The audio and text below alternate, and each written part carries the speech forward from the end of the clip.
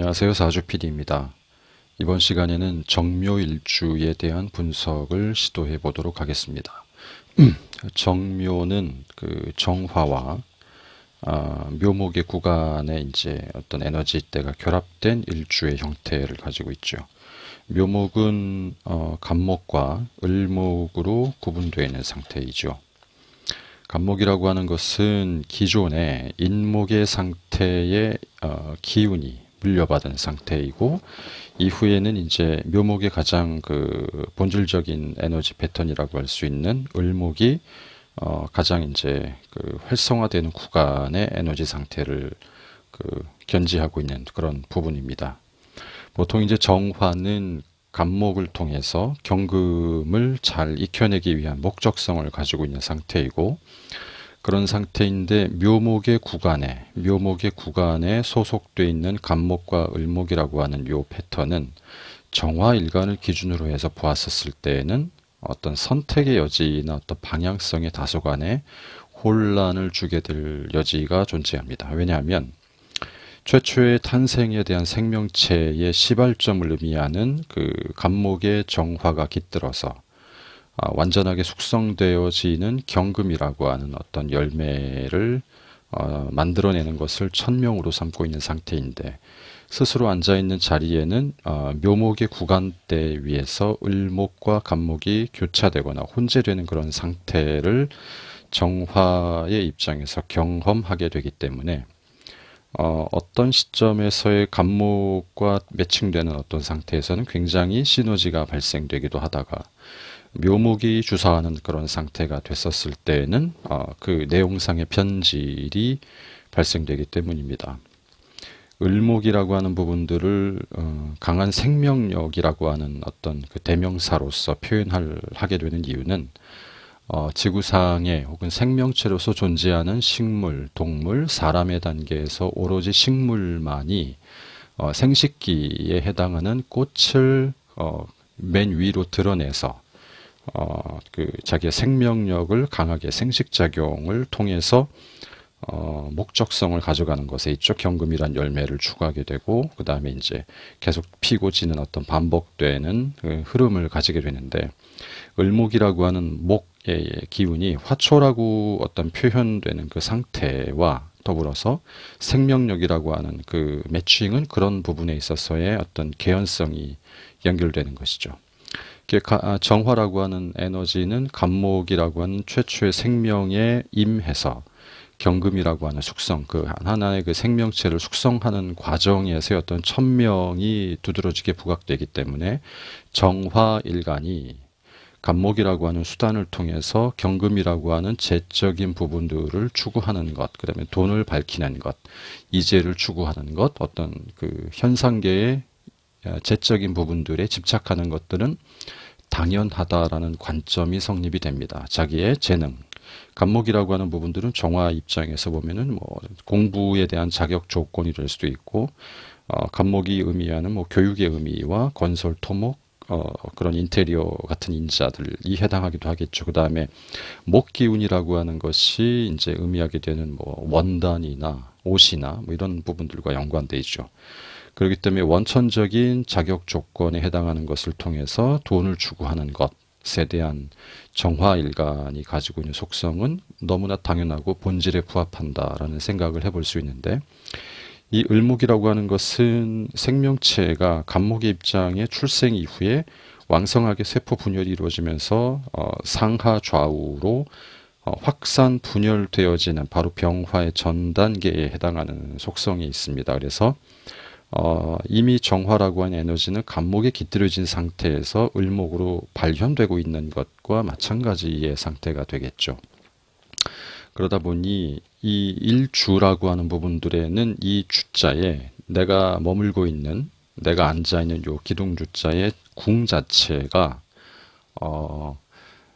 남녀를 불문하고 가정궁 혹은 이성궁이라고 표현을 하게 됩니다. 그래서 남자가 들어오는 곳 혹은 뭐 여자가 들어오는 곳, 여자가 머무는 자리, 뭐 이런 식으로 표현이 될 수 있는데, 이 상태에서 간목에 해당하는 인연이 들어오게 됐었을 때에는 정화가 기쁘고 반기는 상태가 될 것이지만, 을목이 작용하고 주사하는 상태 인연 관계가 발동되게 될 때에는 과히 이렇게 그다지 좋아하지 않게 되거나 불편할 소지가 존재합니다. 이런 부분에 있어서 어떤 이성궁, 부부궁에 대한 약간의 변동성이나 변화성을 가져갈 수 있는 조건이 정묘일주라는 곳에서는 이제 충분히 개연성이 발생될 여지가 있다라는 측면을 이해할 필요가 있게 되죠. 만약에 그렇기 때문에 이제 그 을목이라는 부분들은 한편에서는 도화살의 개념이 되기도 하고 또 한편에서는 굉장히 밖으로 분주하게 움직여서 나대고 활발하게 활동해야 되는 상태인데 그것이 정묘일주가 가지고 있는 내적인 에너지의 두 가지 패턴 중에 하나라고 보면 되겠습니다. 하나는 간목이 가지고 있는 최초의 창조, 창의에 해당하는 개념들이고 순수하게 어떤 학문적인 지위와 입장, 자격 조건, 인허가에 대한 조건을 가지고 경제적인 재화를 벌어들이는 일에 자신의 모든 에너지를 집중할 만하다라고 하는 생각을 해볼 수가 있는데 을목이 주사하는 상태의 인과관계가 펼쳐지게 될 때에는 좀 화려하거나 트렌디하거나 패셔너블하거나 좀 다른 영역대로 어떤 상황이 펼쳐질 여지가 있는 것이고 또 한편에서는 그것이 인간관계 특히 남녀관계로 들어왔었을 때에는 도화살에 연관되어져 있는 번거로운 혹은 화려한 인연 조건이 성립될 수가 있다. 만약에 이성의 상태에서 그것이 준비되지 않았을 때는 본인 스스로가 그러한 작용력과 행위를 하게 될 가능성도 있게 된다. 그런 부분에 있어서 정묘일주가 한편에서는 묘목의 구간대에 놓여져서 천명을 수행하는 과정에서는 한편에서는 간목이라고 하는 조건으로 만족성을 가져가게 됐을 때에는 그래도 무마되거나 무난한 어떤 패턴을 가져갈 수가 있겠으나 을목이라는 패턴이 자신으로 인해서 드러나게 되거나 상대 이성, 부부가 되건 남녀의 어떤 인간 친구 관계가 되건 그런 쪽에 을목의 개연성이 발현됐을 때에는 불편하거나 불안하거나 어떤 변화가 좀 잦을 수 있는 속성이 존재하게 된다라는 것이 이제 정묘일주를 이해하는 법칙 중에 하나가 될 것 같습니다. 그런 의미에서 해수라고 하는 어떤 조건이 운의 흐름에서나 원명의 근자에서 묘목을 이렇게 합이라고 하는 조건을 만들어내게 됐었을 때는 그 결속력이 조금은 더 단단해질 수 있는 조건이 주어지게 되겠죠. 더불어 이제 귀인의 속성이 같이 발현되는 상태가 될 수 있기 때문에 조금은 더 안정적이 될 수가 있겠습니다. 그러나 그렇지 않았을 때에 자신으로 인해 을목의 성향이 발현되어서 분망한 상태가 되든지 이성궁에 머무는 상대 배우자나 이성의 친구의 관계가 을목의 형태로 분화돼서 분망한 상태가 되든지에 대한 불만적인 사항, 잠재적인 불안 요소는 다소 가지고 있게 될 가능성이 있다라는 측면을 이해하면 좋을 것 같고요. 전반적으로 정화라고 하는 구간은 간목이라고 하는 영역을 잘 발전시켜서 경금이라고 하는 재적인 어떤 현실적인 이재를 추구하는 것에 있어서는 그래도 발전성을 가져갈 수 있는 여지가 충분히 있다라는 측면이 이제 정묘일주가 가지고 있는 어떤 기본적인 밝은 면과 다소 이제 박지 못한 면에 대한 부분들이라고 논할 수 있게 됩니다.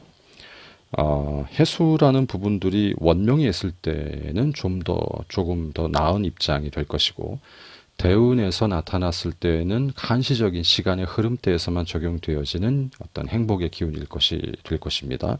그러나 이제 인간관계로 돼지띠가 붙어 있을 때 상황 혹은 해수와 연관되어져 있는 어떤 그 평생 몸담게 되는 직업적인 특성에 따라서 요 정묘일주가 가지고 있는 가변적인 특징에 가감이 이루어질 수 있다라는 측면을 이해하면 좋을 것 같습니다. 이만 정묘일주에 대한 분석을 마치도록 하겠습니다.